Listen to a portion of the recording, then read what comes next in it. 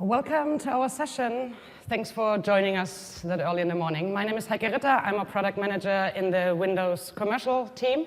And we already did some work. So we created a service called Windows Defender Advanced Threat Protection.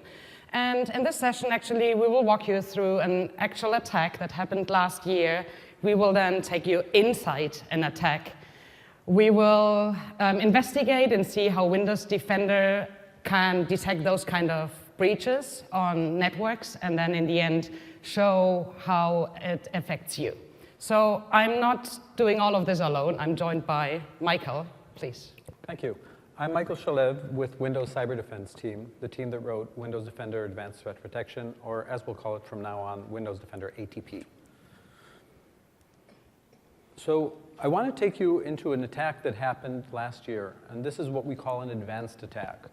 Now, an advanced attack is one that is not your run-of-the-mill malware that's being distributed by spam. In this case, it's done by a team or a group that we call Strontium. And Strontium is interested in targeting government and diplomatic personnel.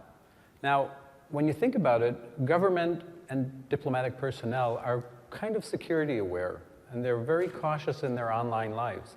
So how is it that Strontium is able to target them? And the answer is that Strontium uses open source intelligence to actually build profiles about each victim. And then what they'll do is they'll tailor a lure or a socially engineered email or a spearfish to actually try and get them to compromise their machines. Now, our hunters, who are our reverse engineers and threat analysts, caught whiff of some activity by Strontium that was happening across the globe last year.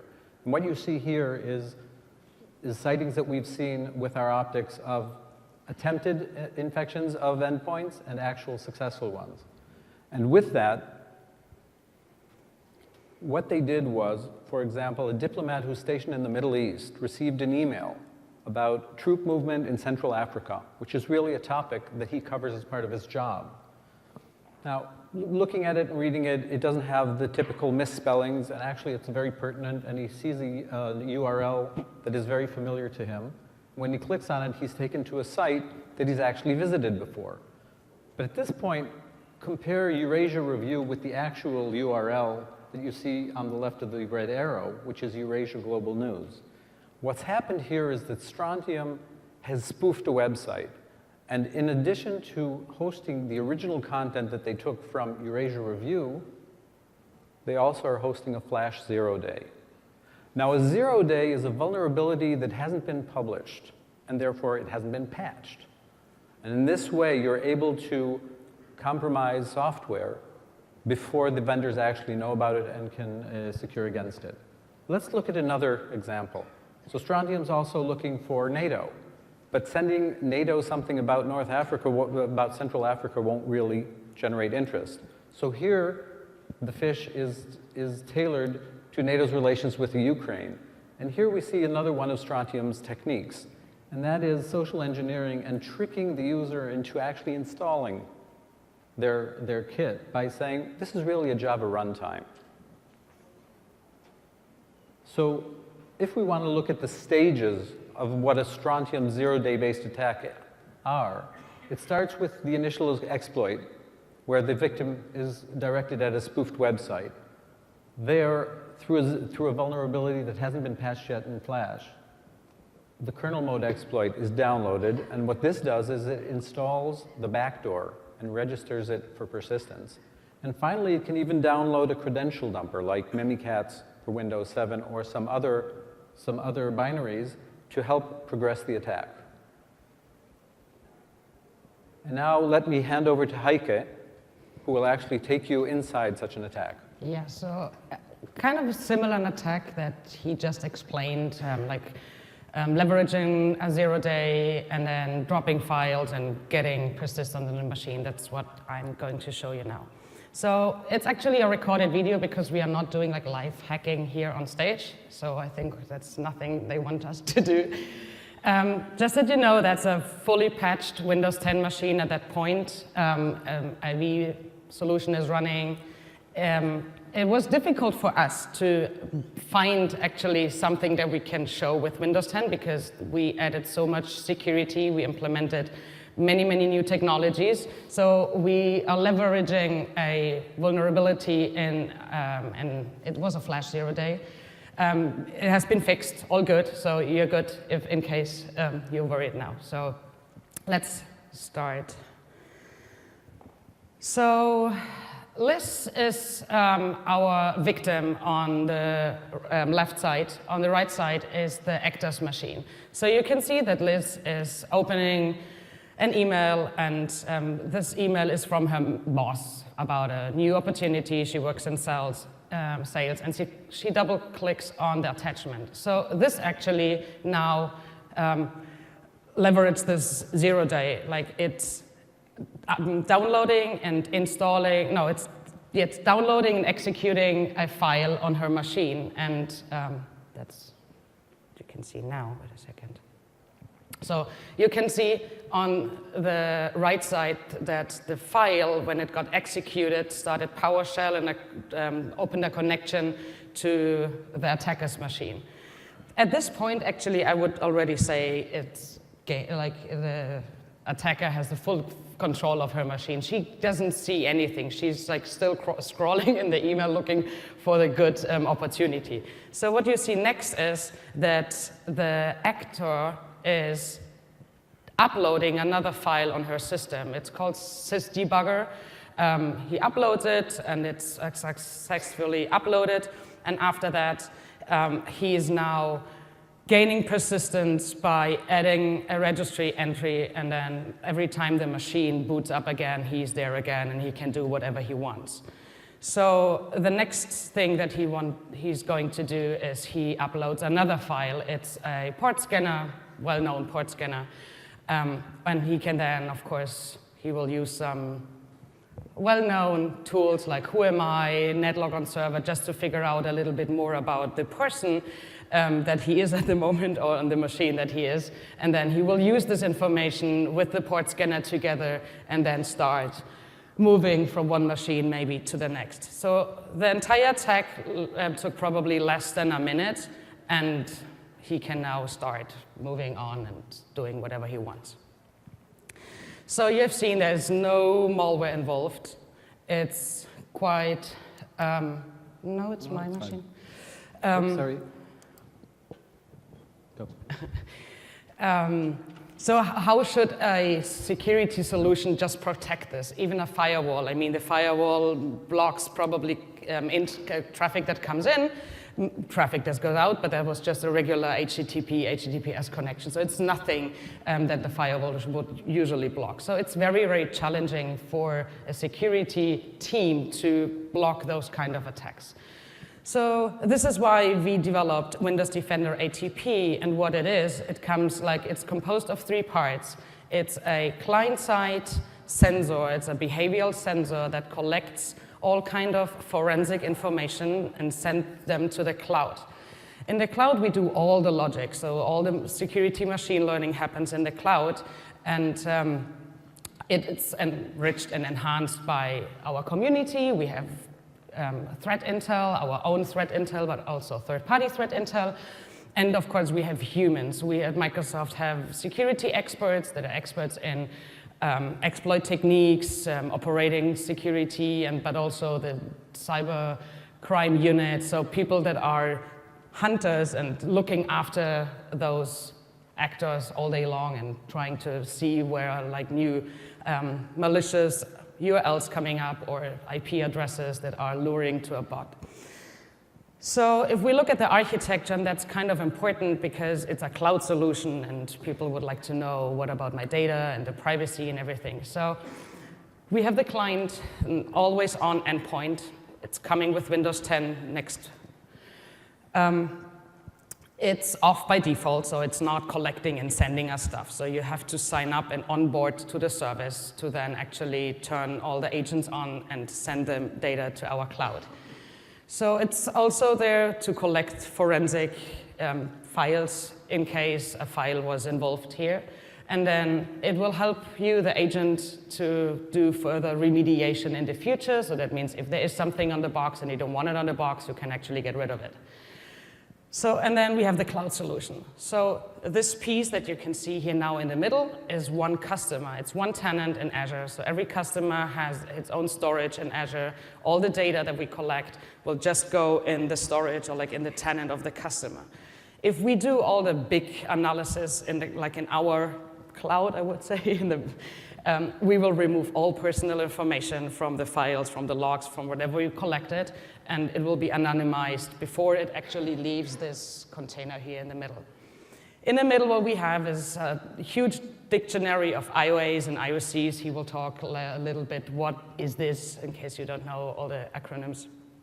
And as well as we provide a file and URL detonation service. Detonation means you can send a file to a virtualized, secure environment and just let it run and see what happens. And we give you a deep report. The file can create connections. The file can gain persistence by editing the registry. Like everything the file does will be recorded, and you can have a look at it.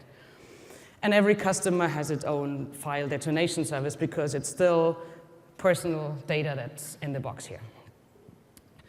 Yeah, and then it's enriched, as I said, by our community, Threat Intel, Microsoft's Threat Intel, and then as well as the hunters. So every time you can see some arrows that are going away from the middle box, it's anonymized. So even our hunters, they only have access to non-personalized data. So and now we have the sensor, we have the data. What do you get? So you get a dashboard and a portal where you can do all the investigations. So alerts will show up in case we can actually see an attack on your network, and then you get all the behaviors that brought us to the conclusion that this is an attack. And if you have your own security information event management system, SIEM, then you can also get a connector and then get all the alerts shown up in your own existing solution. So why do we think at Microsoft that we are in a unique position to actually offer such a service? So I think we as Microsoft, we have a huge and a challenging network. When I joined Microsoft 8 years ago, I was so surprised. I was admin on my corporate machine at Microsoft. You know, I was proud. I was finally employed by this company, and then I got this machine, and I was admin. I could install everything. I could uninstall everything. So that was nothing that I was used to from my previous company. So, and then like we have 1 million machines, and everyone is admin, and we have people in marketing that have no idea what they're doing. And then we have people and like engineers and developers, they might know what they do, but not, you know. So something can happen on the machine, and we need to make sure our code is protected, our assets are protected. So we also have, of course, new code and new files we are coming up on the network every single day. We have malware researchers, they're playing with malware and trying to block it. And so we can't just stop them with their work. We have to really understand what is good, what is bad. What is a normal behavior, maybe on this machine, what is an abnormal behavior in this team. And yeah, labs, and so we have a lot. So, and then we also have a lot in the cloud, where we get all the data. So we have Hotmail, we have Bing indexing tons of URLs every single day. So we know when a new URL shows up, and maybe it's the first time, and it's in an, I don't know, like it's someone get lured to this URL for the very first time, so it looks suspicious, and we will probably look after that. We have millions of files detonating every day through Office 365, for instance. Our customers, there's another service, it's called Exchange Online Advanced Threat Protection. It's another mouthful of word, where our customers can actually detonate email attachments and URLs coming in. So we have Windows Defender, our anti-malware solution that is for consumer, but also for commercial, like for customers, enterprises. And I think it's like 2 billion people downloading the malicious software removal toolkit every month, and we get data out of the reports that shows us what are new threats and what's going on the machines. And then the 11 million enterprise machines are customers running Windows Defender managed through SCAP, System Center Endpoint Protection, and they have the cloud protection turned on. So that means they send us the files in case there's no signature on the box for a specific file, but the file got marked as downloaded from the web. So we want to make sure it's not malicious, and they send it to our cloud. And then we have hunters, and we have experts, but I talked about them already. So this is, I think, why Microsoft is in a unique position, and how we now put all this together and show you our knowledge is something that Michael is going to show us in the portal and the dashboard of Windows Defender Advanced Threat Protection. Thank you very much, Heike. So now let's see how we're taking all of these global optics as well as the behaviors and the signals that we're collecting from the enterprise endpoints. And as usual for Microsoft, we're now in Contoso, which is the company that Liz Bean works for. And Contoso's security analysts, or their SecOps, can enter a portal. And in the portal, what they see is they'll see an overview of alerts that we've raised, what severity they are. Are they high, medium, low? We can see which machines are at risk based on those alerts. We can see how many machines are reporting. We can see where the advanced threats are located across the globe for Contoso, et cetera. So now let's actually go and see how we can.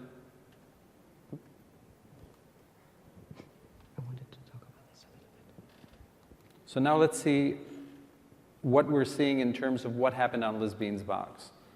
So on the dashboard, we saw that there was an alert on a NeroBlaze attack. And if we click on that alert, we're able to see that Windows Defender ATP has seen a set of behaviors that we attribute to NeroBlaze. Now at this point, the Contoso SecOps might be saying, okay, but who's NeroBlaze? And all they have to do is really click on the name of the actor, and what we're providing is a threat intelligence profile of that actor. Who they are, how long we've seen them, who they're interested in, what their tools and techniques, how they operate, where they're active across the globe, if there are any recommended defenses we can tell the users about, et cetera. They can also download a much more detailed report for reading offline, but right now, they have to deal with an attack on their network. So going back to that, we're seeing here evidence that's associated with that alert. But actually, let's go to Liz Bean's box, because this alert on the attack happened on her box. So by clicking on Liz Bean's box, what we're able to do is actually go to her machine. And Windows Defender ATP is really like a flight recorder or a black box. So all the behaviors that occur on an endpoint are logged and sent to the cloud, where they're processed and analyzed. And then we're able to tell the story and provide context for what we've seen recorded on that box. So here, step by step, we can see all the stages that Heike showed us earlier in terms of the attack. We can see Outlook dropping and executing a file. PE is a portable executable. Then we can see a suspicious PowerShell command. Then we see a reverse shell. Now, the reverse shell is the technique whereby the attacker can remotely take control of the machine and actually start uploading files. Then we see the ASEP, the auto start extensibility point. This is where you register a file to be restarted, to be launched every time the machine is restarted. Because what's the good of a back door if after they reboot it, it's locked? Finally, we see the alert on NeroBlaze, and after that we see that there was a port scanning attack. So these alerts are great, but we really want to understand more about what happened on the box, because we have to investigate and understand, is this a real attack? And if so, how has it affected my company? So here we see the Outlook dropped and executed a PE file, and we see that the file that was downloaded is install.exe. Now, if we look at the underlying behaviors, we can actually see down here the behavior, or actually the event, where Liz is opening the attachment. Now, that is followed by another behavior where we're seeing that Outlook is downloading a PE file and writing it under the users folder. Now, the important thing here is that we're providing the entire process tree. So if you were to look at a log at the security log, then you'd be able to see isolated events. So you could see that Outlook ran install exit, but you would not see the entire context going up. This is going to be much more important as we proceed in understanding this attack. Finally, the last part of it was Outlook downloaded that install exit, and it also launched it. It ran it. So let's go back up the timeline, and we call this the machine timeline, and look at our next alert. The next alert is about a suspicious PowerShell command running on the machine. So let's jump immediately into the behavior. And what we're seeing here is that on PowerShell, we're seeing that a command line is being run in a hidden window. And what's much more interesting is it's actually an encoded command line that the attacker is using to decode at runtime on the machine. Now, if we were to look in the event log, the most we could see is that PowerShell was running this, and perhaps that it was launched by command-exe. But given the ability of Windows ATP to process and analyze all of the events and behaviors that happened on the machine, we can provide a process tree of the entire execution path and see that this is actually Outlook that ran install that used command-exe to run a batch file to run PowerShell. So now we know, proof positive, that this PowerShell command was run as part of the attack because it was run by install.exe. Let's move up. Here we see that a potential reverse shell was detected. Again, if I look at the event log, what I'm going to see is that command-exe is the one doing it, and I'm able to see the IP address that it's calling out to. But if I open the underlying behavior, once again, I see that install.exe is the one behind the reverse shell. And here I can actually see the command line that they're using to open this communication back to the attacker's IP address. Now, the next part of the attack, now that we have a reverse shell, is uploading the backdoor and establishing persistence. So first, we're able to see that PowerShell, and again, this is install.exe, is actually uploading or downloading onto the machine two files, sysdebugger and SLExe. So let's take a minute and see what we can know about sysdebugger. So Windows Defender ATP provides a profile that is collated both from what we know globally about a file, where we've seen it in the world through MSRT, through Defender, through SmartScreen, or any other of our services, and opposed to that, what's the view within your enterprise? So we can contrast the two. So here we're able to see that this file only appeared 12 times worldwide. Now remember, we're looking at over 1 billion machines. So this is a very low prevalence file. Furthermore, we're seeing it appearing twice in Contoso.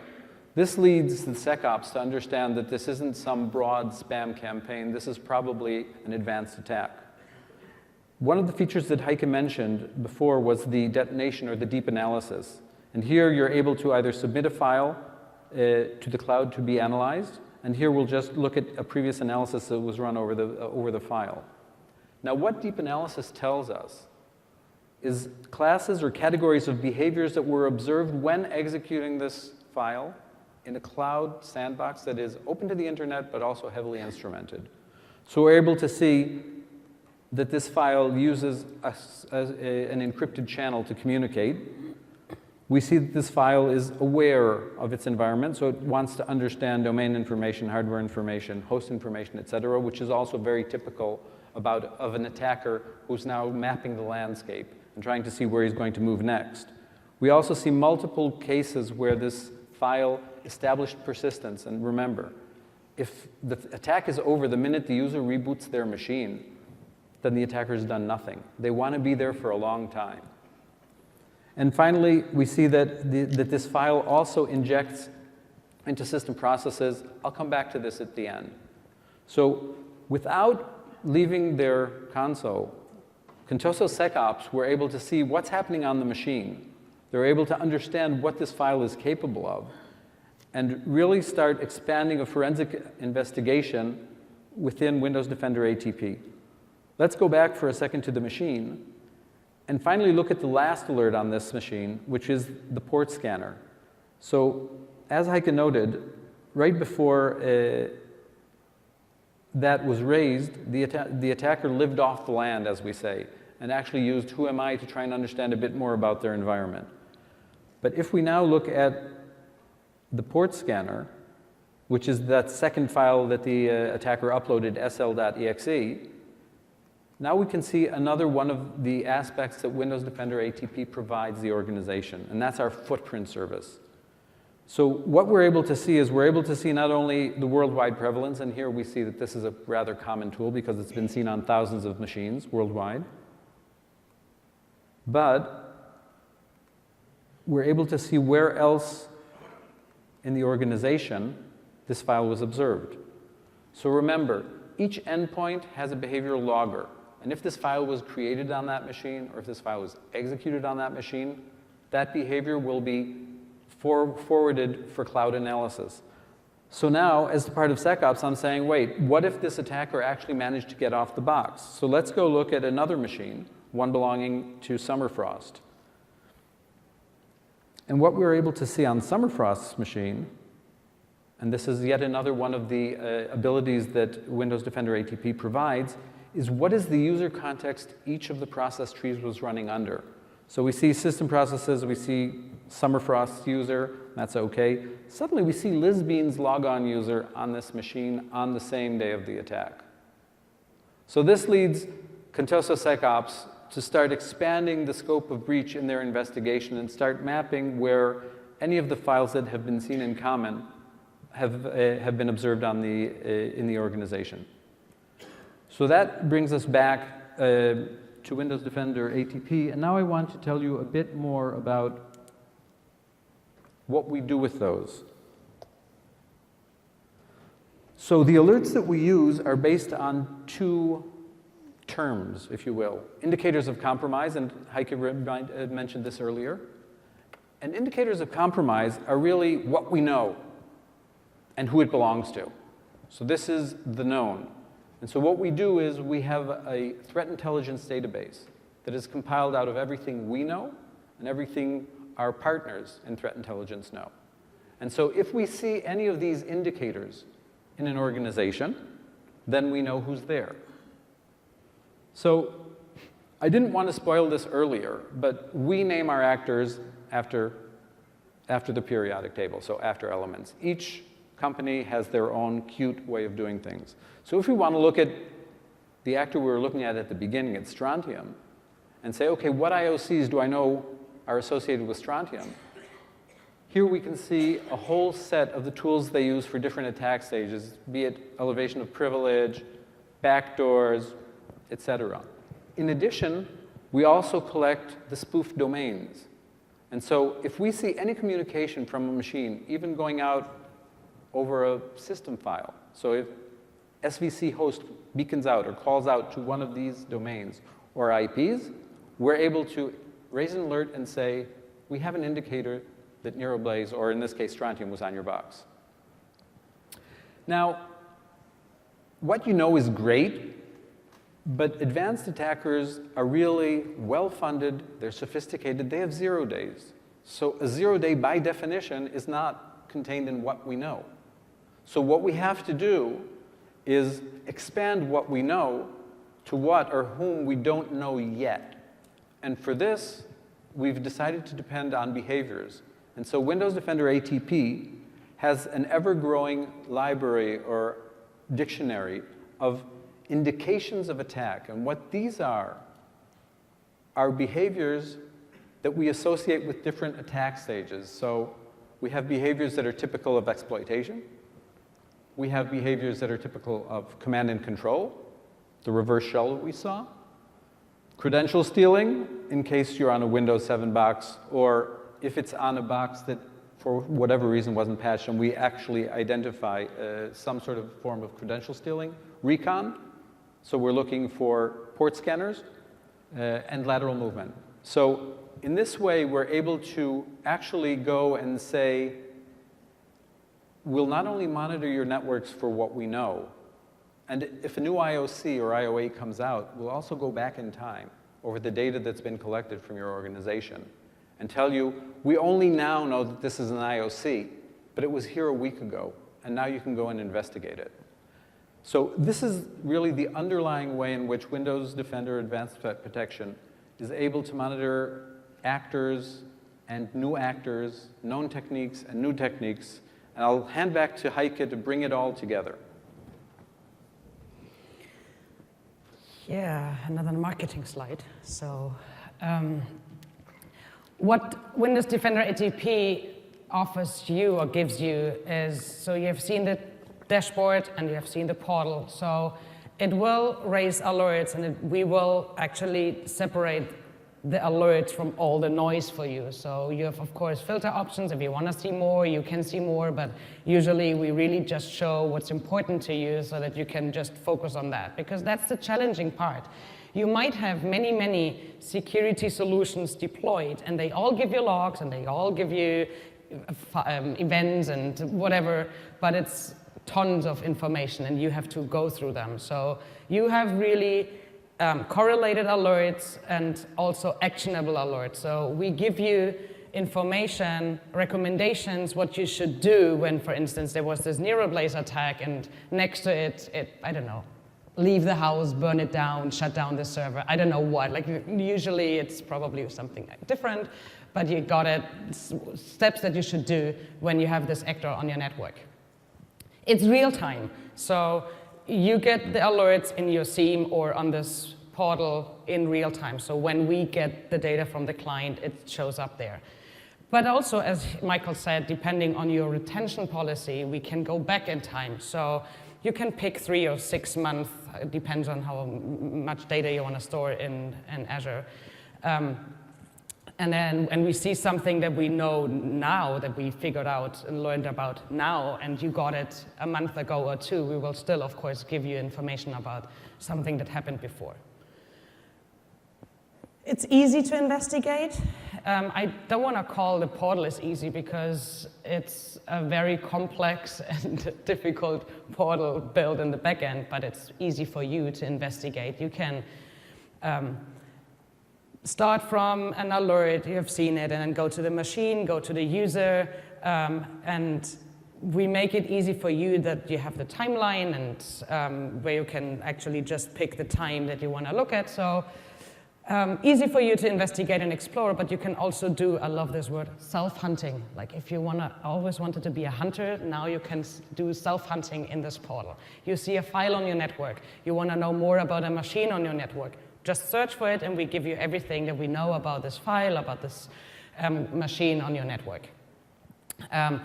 And of course, use all the threat intel that we provide you. So he never clicked on the report, on the full report, but I love this report. So I'm reading them, even though for me they're like, okay, nice, it's a UL. So they give you all the information, what those guys are doing and how they're doing it. Like sample emails, all the URLs that they're using to lure people to, for instance. There's one, it's Google, but instead of the O, you have a 0, 00, and stuff. So it's very detailed information that you can use from those reports. If you want to look at one of those reports, actually, we published one, the Strontium one. It's the August Security Intelligence Report, and you can get more information how those threat intel or like the actor profiles look like. Did I forget anything here? No, you're going fine. Keep on going. Go, go. So we built Windows 10 as the most secure operating system ever. And we've actually added technologies. Like this time, it was really completely new design from the ground up. So we added some virtual-based security technologies where we, for instance, Credential Guard is one of the technologies that leverage this technology, where we make it impossible to use passkey hash mitigation for like those techniques, because we store credentials in a virtual environment where nobody that can't be compromised, as well as Passport, Microsoft Passport. We go away from passwords at all, and we use kind of certificate-based authentication. So you have a private key, public key, or we use biometrics as your sign-in option. Windows Hello, fingerprint. We saw banned in case someone was at the session on Wednesday. So that's another second factor authentication or biometric authentication that we can use. So let's start from the first bucket, so device integrity or device protection. So device health attestation is a service in the cloud where we measure, see if your device got compromised when you boot it up, for instance, and there are some malicious things going on, like the hashes are not correct anymore. So this is a service in the cloud that you can leverage. Device Guard. Device Guard here at the device, in this section, it's kernel mode code integrity, and you can configure your machines with Device Guard that only signed code can run. So everything else is gone, and you can't even let it run. So that limits many attacks already. So if you say only my line of business application signed by this third authority can run, so you actually exclude everything else. Of course, we have security policies, device control, so that you can turn off and on some hardware components and all of this. So if we move to the identity protection, as I mentioned, we have built in two-factor authentication that you can leverage. You can lock down your devices that only this application can run, or the user has the permissions are very restricted and limited for the user. Credential Guard, as I mentioned, to protect your credentials, Passport, and Windows Hello. So the next one is information protection. I think the most important one here is EDP, Enterprise Data Protection. I don't know if you've seen it yesterday. It's now finally available for all Windows insiders. You can check it out, test it out. We also have documentation uploaded on TechNet, like how you can try it and use it. You need Microsoft Intune or System Center or any other to actually configure it. What does it do? Enterprise Data Protection is a seamless way for the user to separate private data from corporate data. So you know maybe other solutions, but they're all like container and you're like inboxed, and if you want to do something private, you have to go out of this container and go in another container, and then you have to go back in here. It's very complicated for the user.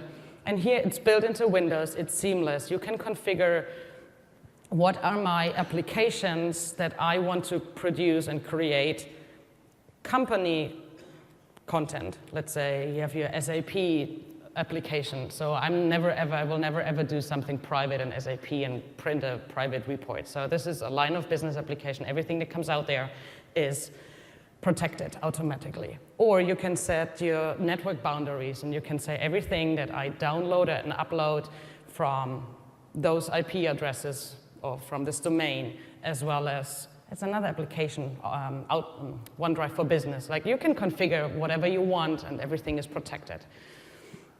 As a developer, you want to make sure that your application fits into this EDP technology, of course, as well. So we give you guidance and how you can enlighten the applications and make sure that you give the user either the choice to create private or company content, or you just restrict them to use to do one or the other.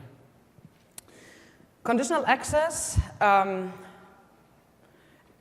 You can configure that a user can only access certain resources if the device is up to date, the latest antivirus solution is running, the signatures are up to date, firewall is turned on, or the user is member of this group. So you can configure many, many different ways with conditional access to only grant access to specific users or devices.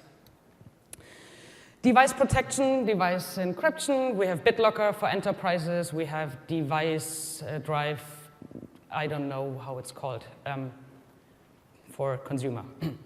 So, and then when it comes to threat resistance, he mentioned it already. We have smart screen, URL reputation, where we can see bad and good URLs, and it will block you, and it will make it very difficult for you to actually access websites, and we can leverage with Windows Defender this information. App Locker to lock down your device as well. Device Guard here again, make sure your applications are signed and you configure Device Guard actually the right way so that only those kind of applications are running. Windows Defender, and we have firewalls and networks. So Windows Defender is a signature-based malware solution. So even though the product that we just showed you earlier has something similar in the name, it's not an anti-malware solution. So it's a similar name, it's a brand, but it's not signature-based virus detection. So this is all pre-breach.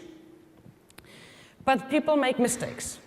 And those actors outside, they're getting more sophisticated. You might configure something not the right way. You didn't turn this on. Or there is a 0 day, so they will always come back. Or there will always be a new one. It's not only Microsoft technologies that have vulnerabilities. You have other applications running on your network, and they've found a hole in one of those technology solutions. So this is why we added a new layer to the Windows 10 defense stack, the post-breach layer. So we also make now Windows 10 more secure after you got breached with Windows Defender ATP. And so if you think of, we do everything and we make it really hard for anyone to breach your network, but it might happen, and many people forget to configure. It's also not always very easy to implement those technologies. I mean, Device Guard, imagine, the solution is great, but it takes the company a while to sign all the applications and make sure that only code is running signed by the certificate. You can't just turn it on from one day to the next. It will take some time. So with that,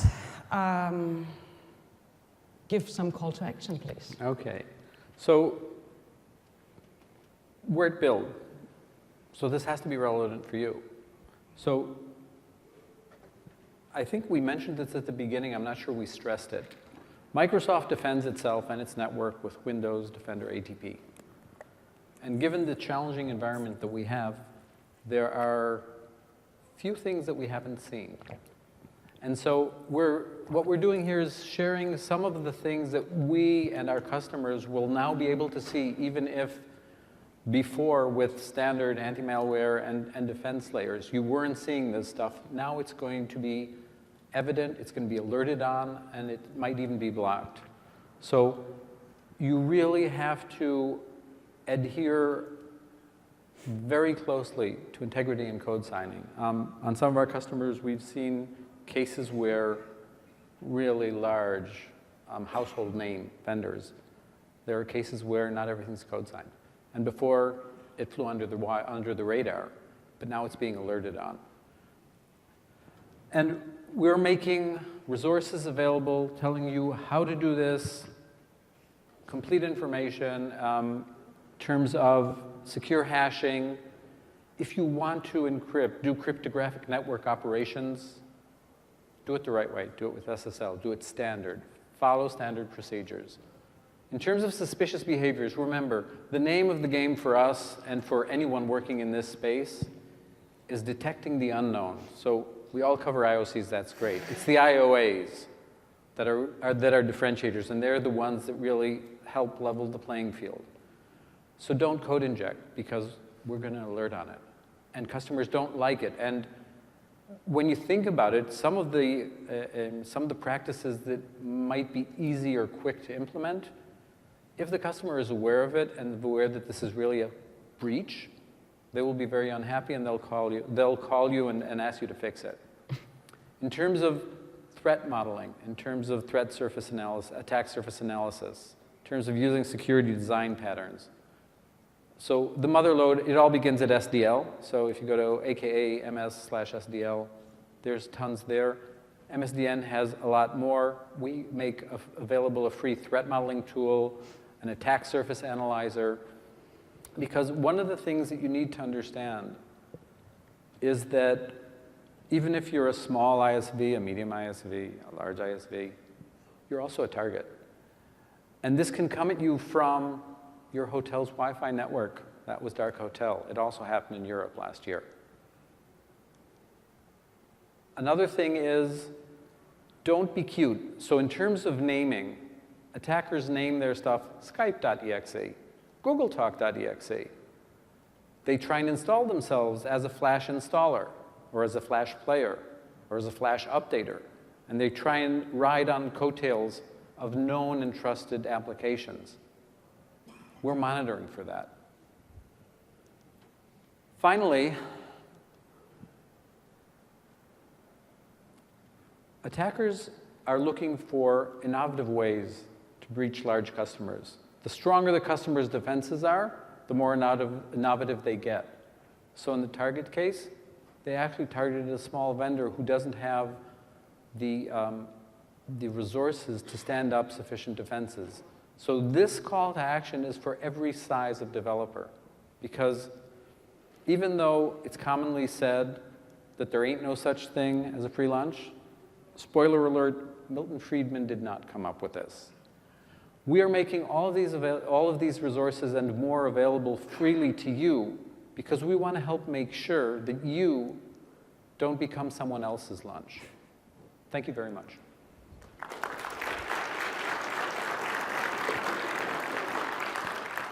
So we have time for questions, and we have time to fill out the evals, please. There's a question. Hello, Mike.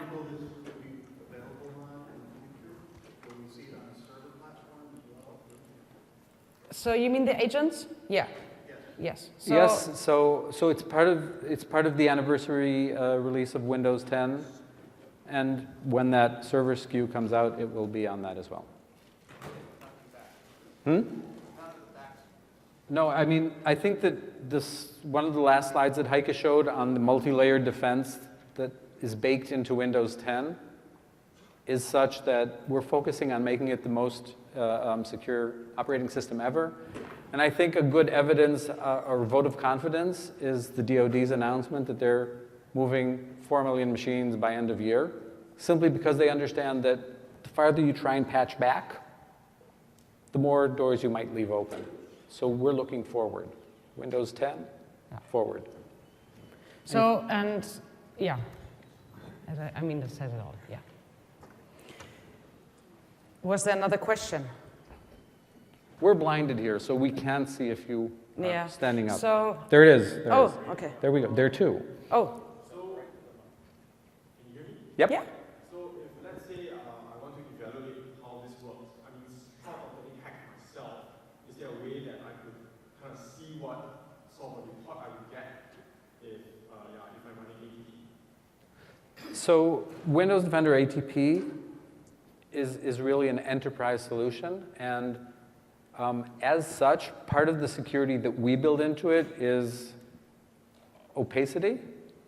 But if you follow the security designs and you adhere to the baselines, then you're going to be good. You don't have to try and reverse engineer us. Okay? If you behave well, then you'll show up as behaving well. It's the misbehaviors that we catch. Okay, just one more question. Sure. Let's say I want to be preemptive. Is there a way to kind of see what sort of actors might be acting like within my region, or do I only get the information after the breach happened, like kind of the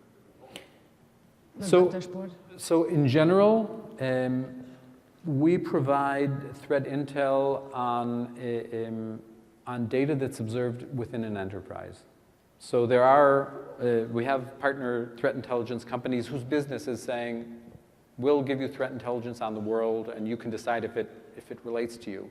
What we found in Microsoft and in our early preview customers is the main problem is there's too much noise. So they have multiple systems deployed, and the SIM is getting hit with one of the large financial institutions we talked to. They're talking about 20 events a second. And it's like, okay, what do I focus on? I mean, we don't want to put our enterprises in ADHD, right? So what we're doing is we're actually correlating and picking out the events and alerts that are actionable and pertinent to the organization. Because at the end of the day, the SecOps has so much to do, and they want to focus on the top priorities first. So we're not a threat intel service where we'll say, oh, you want to read on actors across the world, et cetera. We have there are partners and companies out there. This is their business. Thank you. Thank you. First was, is there any way, or because a SecOps system might be aware of certain like IOAs that are unique to my enterprise? Is there any way to sort of curate my own dictionary so that I can add new behaviors that I'm aware of that can be detected? Right. So that's something that we're sort of considering. The thing is this. The power of Windows Defender ATP is we see the world. We see everyone. And so coming up with an IOA that doesn't start to false positive or FP is a very delicate process. And we base it on a lot of cloud analytics and machine learning and a lot of deep knowledge. That said, going forward, we will be adding functionality to allow organizations to monitor for certain things. Yeah. The second question was, there's a lot of cool detection features that are running in the cloud as a service. Are there any plans to open up the APIs to leverage those on other platforms? What do you mean by other platforms? I mean, it's kind of a naive question, so I'm not the deep of how, what information is being sent from. But, you know, like I'm running like the next OS X or PSD or whatever in my system. Right. I can see what's the system already sent. Right. So General types of behaviors that can be used to detect malicious. right. So since our behavioral sensor is built into the core of Windows 10, if you tried to observe signals from other platforms, you don't have the behavior logger there. So it would be very difficult to be able to correlate and put together the story and the process trees and all of that. So for now, it's Windows 10, and we are collecting feedback from customers. And if there's more need and more requirements for, let's say, other platforms, older operating systems, we learn from feedback. Thank you. Hi. One question. We also asked my second one. So is this enterprise? Is this tool also a service also offered for smaller security-aware companies? So right now we're targeting enterprise customers just because they have security people being able to probably work with the portal and everything. So, but there's work in progress where there's this partner portal in Office, for instance, where a partner offers a smaller company to take care of their Office deployment and such. So we are working on kind of a managed portal here as well, where then a security company can offer this service to smaller companies and take care of the files. Because, I mean, you can purchase it as a smaller company as well, but who looks at the files?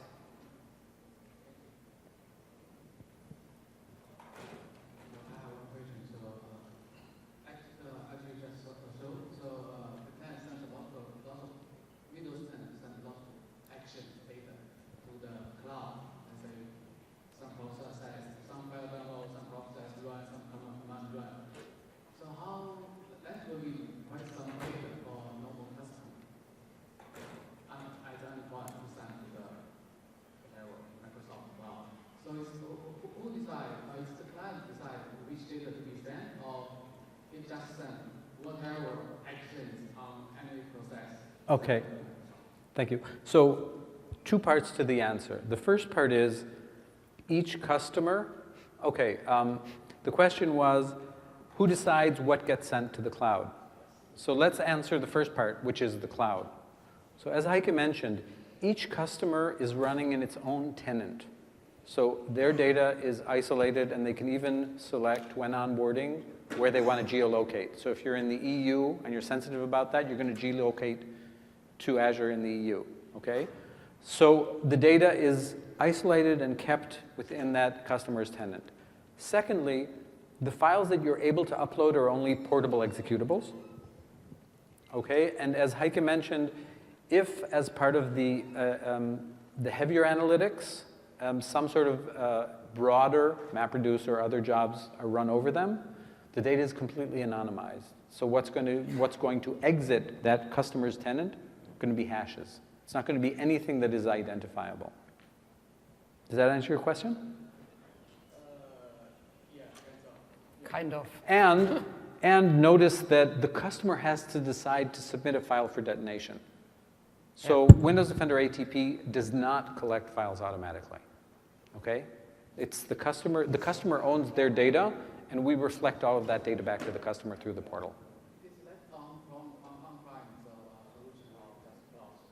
It's only a cloud solution simply because We are a we need the cloud-first global company. we need the global optics, and we're cloud first, mobile first. Thank you. So it sounds like if we have a wire protocol that was written specifically be lightweight, that's doing encryption, that you don't flag that now?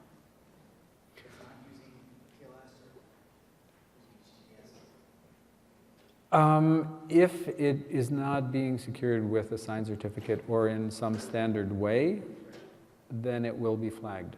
It will be flagged. You might inform your customers and sort of say, this is us, this is what we're doing and why we're doing it, but you're going to get hit with the question of why aren't you doing this securely with a certificate, et cetera. So lightweight is one thing. Secure is becoming, I think, a bit more, because if some way an actor is able to leverage your protocol, then what's keeping the enterprise safe, right? So yes. Thank you. Thank you. Hi.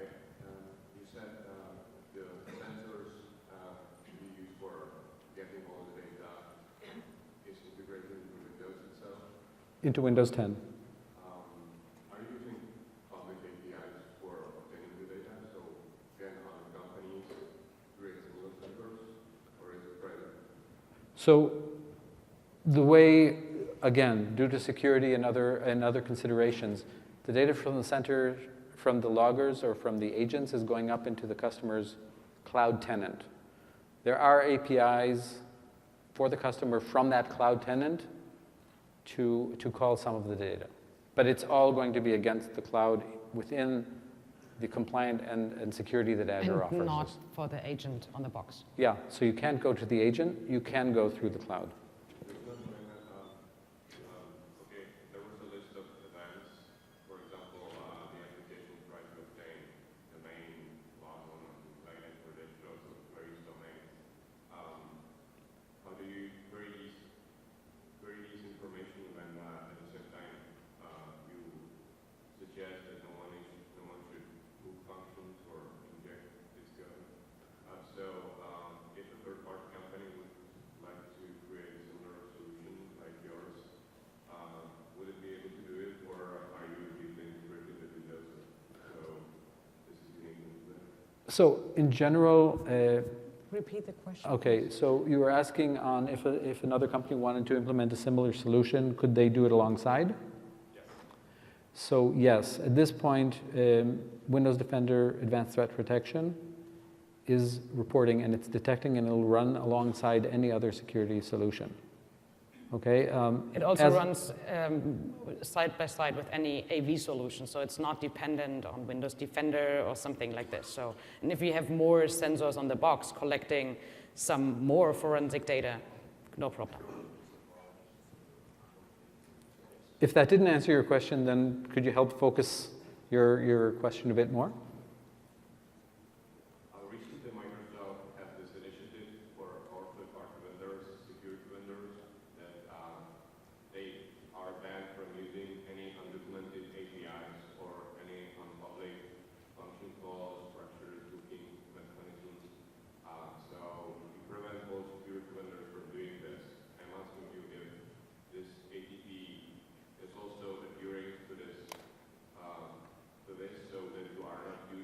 Absolutely, yes.